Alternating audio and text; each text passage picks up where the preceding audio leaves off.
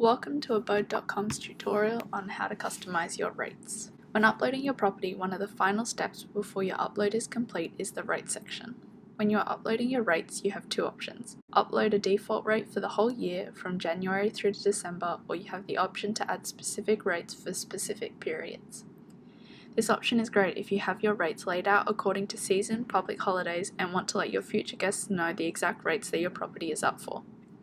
We generally recommend this option as it gives guests a clear idea of your property's rates rather than surprising them with rates which are a few $100s more than what the property is listed for on our site. Once you have done so, you will need to add in your check-in and check-out times and any additional charges such as bond if you have one and a cleaning fee if you have one as well. The bond gets charged to the guest during the booking and will be held till we receive confirmation by you, the owner, that the property is in top condition.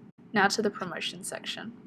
Simply add in the dates in which the promotion is applicable, the discount the guest will receive between these days, and how long the promotion is valid for, and click Add.